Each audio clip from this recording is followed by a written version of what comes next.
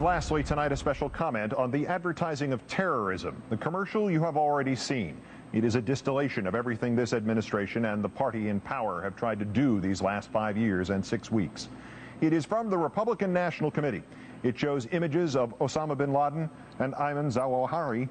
It offers quotes from them, all as a clock ticks ominously in the background. It concludes with what Zawahiri may or may not have said to a Pakistani journalist as long ago as 2001, his dubious claim that he had purchased suitcase bombs. The quotation is followed, by sheer coincidence no doubt, by an image of a massive explosion. These are the stakes, appears on the screen, quoting exactly from Lyndon Johnson's infamous nuclear scare commercial from 1964. Vote November 7th. There is a cheap Texas chainsaw massacre quality to the whole thing. It also serves to immediately call to mind the occasions when President Bush dismissed Osama bin Laden as somebody he didn't think about, except, obviously, when elections were near. Frankly, a lot of people seeing that commercial for the first time have laughed out loud. But not everyone. And therein lies the true threat to this country.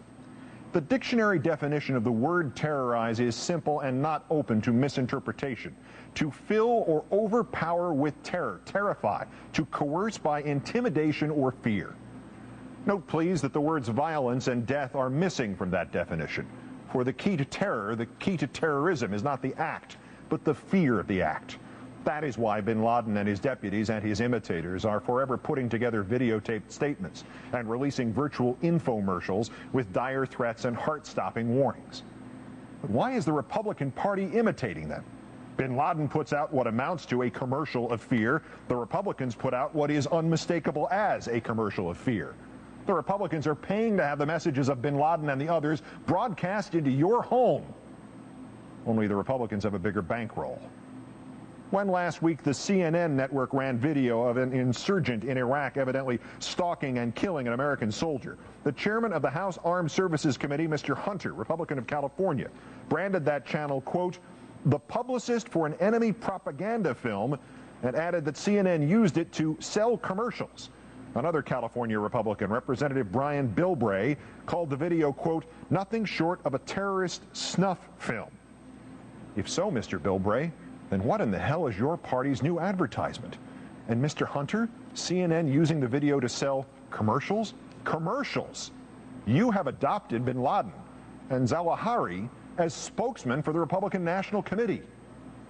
To fill or overpower with terror, terrify, to coerce by intimidation or fear.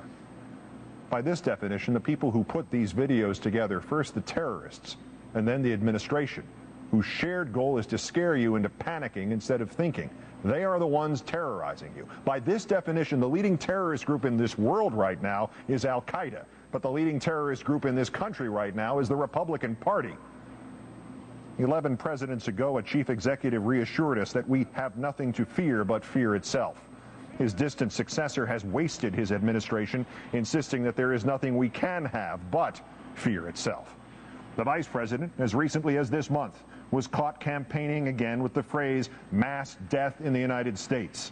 4 years ago, it was the now Secretary of State, Dr. Rice, rationalizing Iraq with, quote, we don't want to be the smoking gun to be the mushroom cloud. Days later, Mr. Bush himself told an audience that, quote, we cannot wait for the final proof, the smoking gun, that could come in the form of a mushroom cloud. And now we have this cheesy commercial, complete with images of a faked mushroom cloud and implications of mass death in America.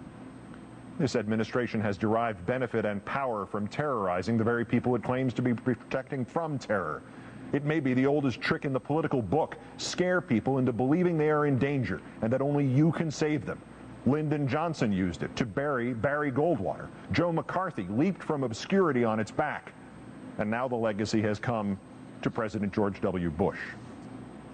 Of course, the gruel of fear is getting thinner and thinner, is it not, Mr. President? And thus more and more of it needs to be made out of less and less actual terror.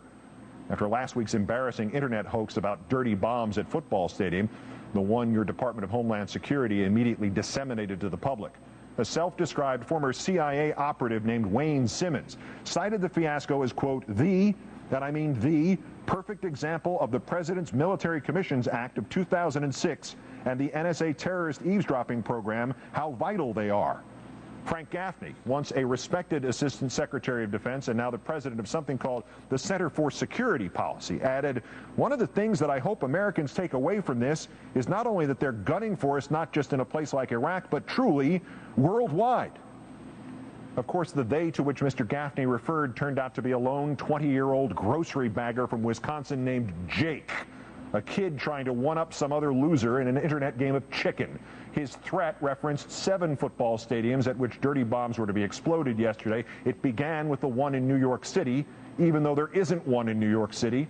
And though the attacks were supposed to be simultaneous, 4 of the games were scheduled to start at 1 p.m. Eastern Time and the others at 4 p.m. Eastern Time. Moreover, the kid said he had posted the identical message on 40 websites since September. We caught him in merely about 6 weeks, even though the only way he could have been less subtle, less stealthy, and less of a threat was if he'd bought an advertisement on the Super Bowl telecast.